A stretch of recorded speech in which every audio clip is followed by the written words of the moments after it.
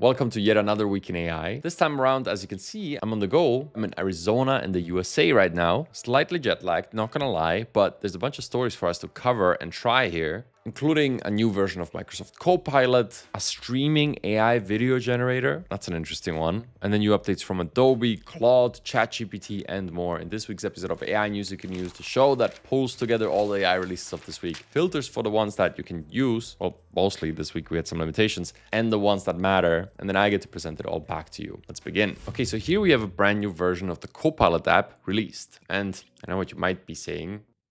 Copilot, the app that generally considered people only use if they have to because their company has a license and they don't allow any other AI. But we tried this out and we were pleasantly surprised. There's a bunch of new features in here and it's really starting to separate itself from the pack. A little ways for now, but this is becoming a really robust product. They added essential features on other platforms like memory that you might already know from ChatGPT or Claude, connectors, a first version of actions, and then this one called groups, which I found particularly interesting. It's a conversation with an AI that is multiplayer, so multiple people can join. And when I type in here and get an answer, Daniel sees the same thing, but all three of us are in this chat and you can invite more people. Honestly, I'm not exactly sure what the point here is. I guess you could collaborate on projects and kind of like seed this chat and then other people could work with it. It's really interesting. I haven't seen this in any other one of the main applications. Kind of nice, honestly. Multiplayer chats. They don't call it this way, but I call it multiplayer chats.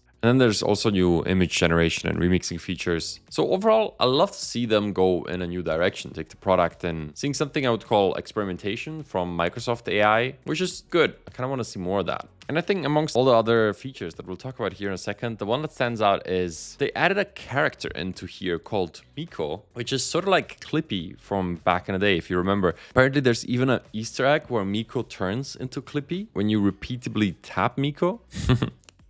I like that. Overall, I think this is a great idea. Giving your AI assistant a personality. It's a different approach from what OpenAI, Claude, or Gemini, or X, or Meta have right now. All right, so if you build, run web apps, APIs, dashboards, or similar, this next one is for you. Maybe you started recently and you're already outgrowing a hobby hosting and need something simple, scalable, and predictable. Well, in that case, you need to check out Sevalla, the sponsor of today's video. Sevalla is an all-in-one platform where you deploy your application, your database, and your static site all in one piece. And that's a wonderful thing about this. There's no trickery, no surprise bills. If you tried to build and host things before, you might have woken up with a $400 headache because your app scaled in the middle of the night. And many other platforms love these limits like seeds, tiers, build queues. And then just later on you get the bill. That's not going to happen with Sevalla because they do usage-based pricing and the traffic in between your components is free. So when your app talks to your database or your storage, the meter isn't secretly running. That alone can save real money and more importantly, it's predictable. And I just want to underline how good their team-facing products are because you get some unexpected perks here. Unlimited collaborators, no seat licenses, no fixed plans, unlimited parallel builds. Uncommon in this day and age actually.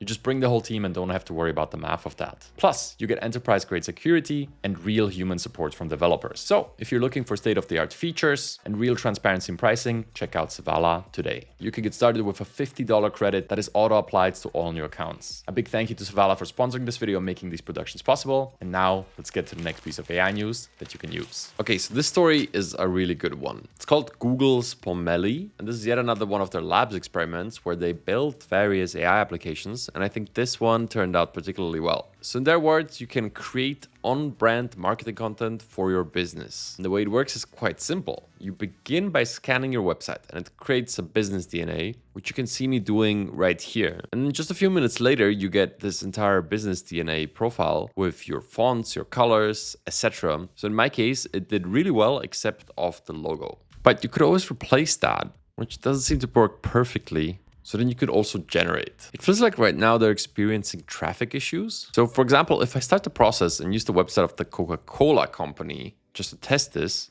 and yeah, also when I try the Coca-Cola company, it doesn't manage to actually pull the images, which is a problem here because that's kind of the point. Because let me show you what happens when you go on. During some of our testing, this worked really well, but by now it got so much traffic that this doesn't seem to be the case anymore. So if I pick one of these campaigns, well, then it's supposed to take all of those assets and remix them into a custom marketing campaign.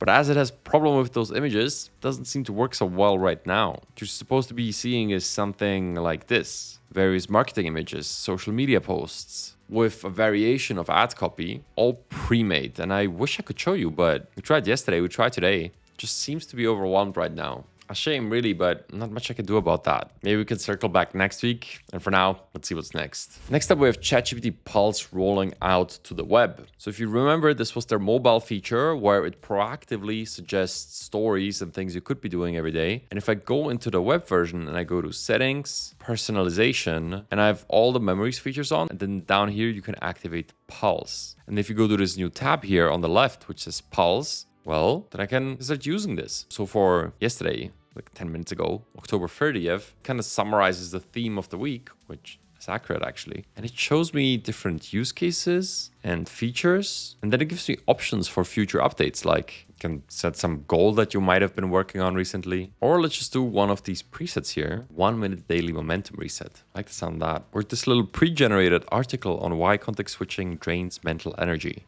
Whew. That's a relevant one this week. So as you can see, this is just a different approach to ChatGPT, and I think one that we'll see more and more of in the future, as I mentioned before. Proactively tells you what you could be doing rather than you having to take action and to prompt it. I think this is really going to unfold its full potential once it has access to more context on you. That's what they're trying to do with their browser play. Definitely an interesting thing that anybody on a pro account can now try. Yes, that's a $200 one. Other paid accounts have it on the mobile app, not on the web one yet. Okay, for the next story, we have Adobe's Max happening this week. And obviously they're shipping a bunch of new features, including AI features. And I want to highlight this one, which is new Adobe Firefly releases, which yes, there's new models, but they also remodeled their studio interface, which is also built into applications like Photoshop. So as I showed you in previous weeks, now you can also select some other third-party models inside apps like Photoshop. So you could use Nano Banana within it, but also in this web interface, you can see that now it can do a whole lot more than just image generation. If I go to video, I get all of these choices. I don't just get Firefly video, I get all of these other choices like VO 3.1.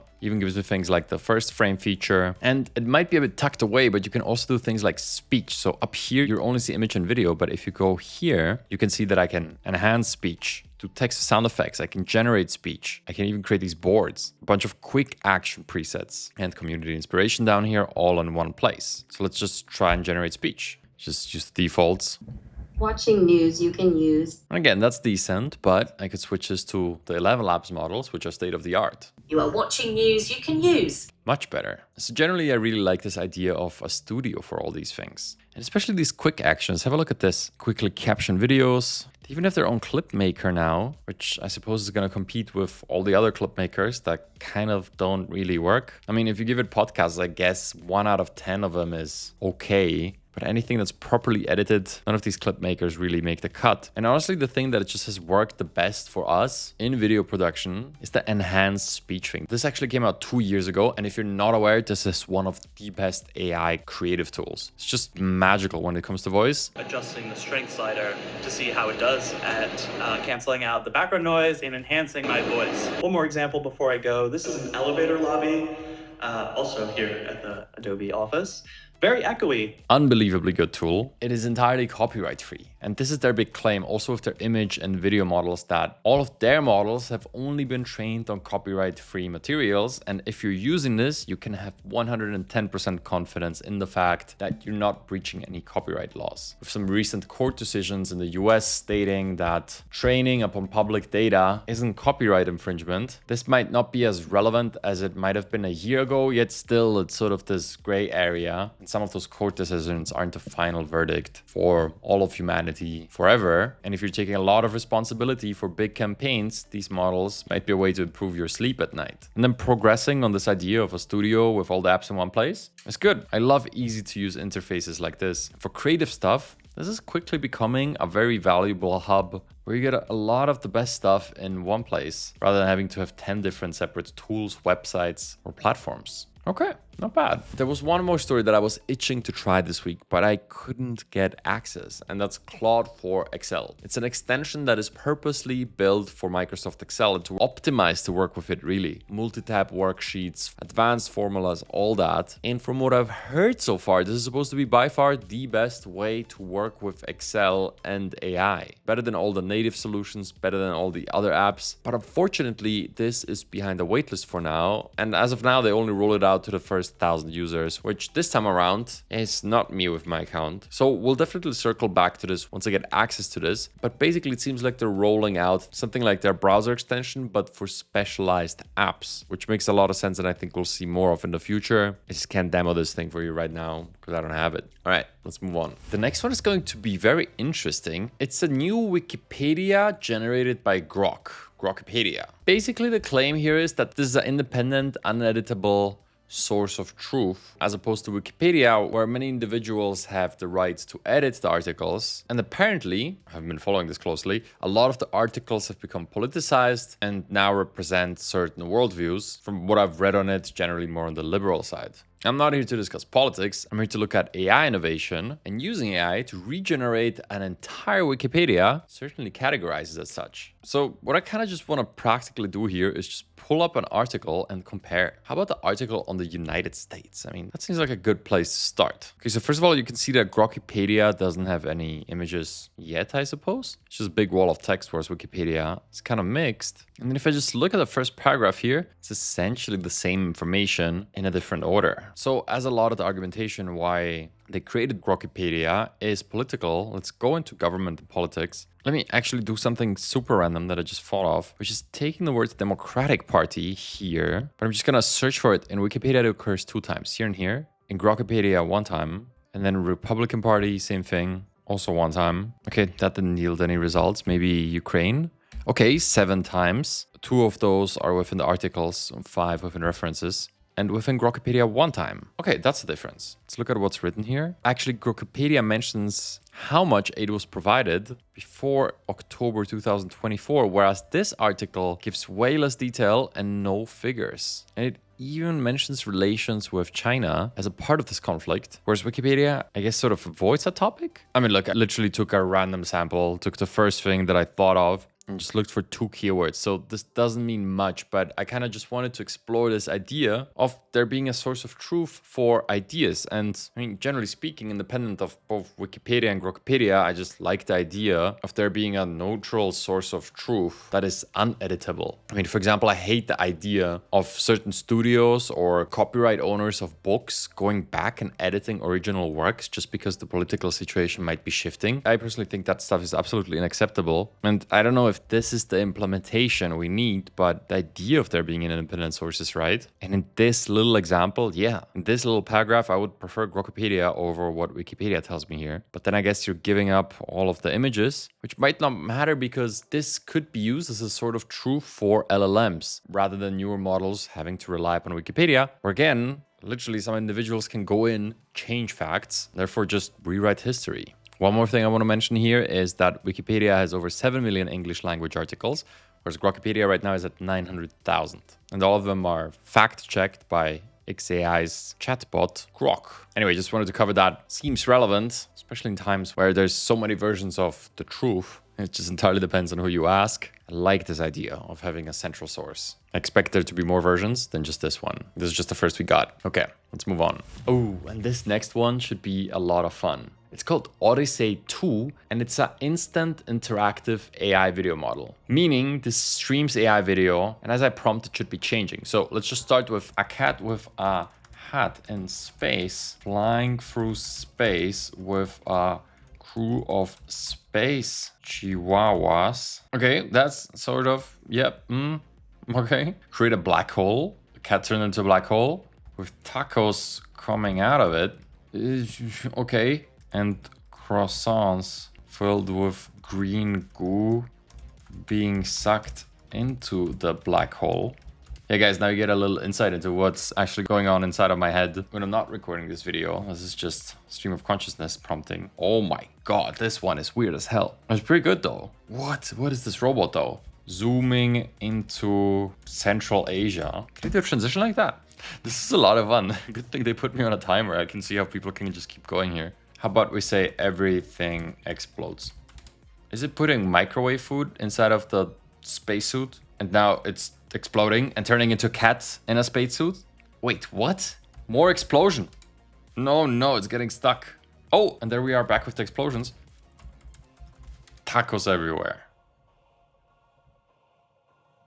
And we're cut off. Honestly, that was an experience. You could call this useless, but you could also call it fun. And you could also easily imagine a world where this is the worst it'll ever be. And maybe in the future, it could like live generate environments. I mean, heck, if you hook this up to voice recognition, you could just be speaking and it kind of visualizes everything you say. Maybe that plus VR plus gaming could make some really interesting experiences, but it is interesting and you could try it for free. And obviously it's a lot of fun. Let's see what's next. Okay, this story would usually be a quick hit, but I think it's actually a big deal. And I want to tell you about it because Udio locked out all of their users from downloading whatever they created on the app without notice. Apparently they partnered with Universal Music Group, and I suppose there's a really clunky workaround to this if you have some songs in the account. But other than that, if you created music in there and you were hoping that it's stored within your account and you can just access it anytime, well, that just changed. You're not allowed to download your own songs that you created in there. And who knows, maybe other music creation apps or other AI apps may follow. So my recommendation would be if you have something critical or something that you created with any AI app, well, always download it and don't rely upon the accounts actually storing it forever. Because as you can see from this, well, probably first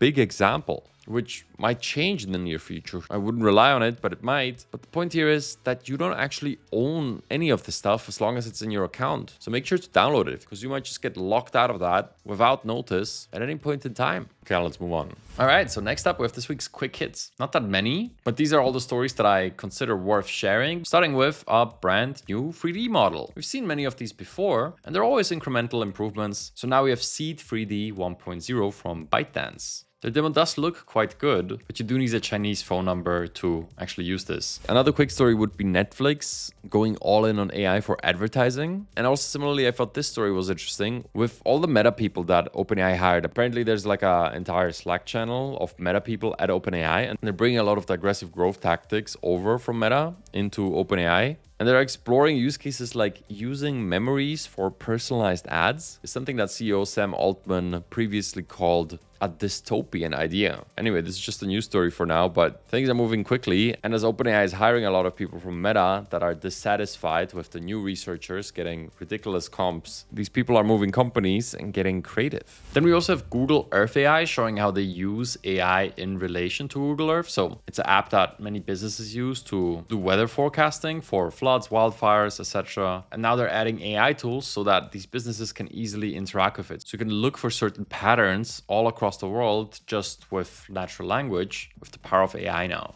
Then we have yet another video model, and I would call this an incremental improvement. Apparently it's good at dancing because all of the demo videos are relating to dance. It's Hailuo 2.3. You can generate 4 video clips for free every day. And that right there is pretty much everything we have for this week. I hope you found something that was interesting or inspirative to you. And with that being said, my name is Igor, and I hope you have a wonderful week.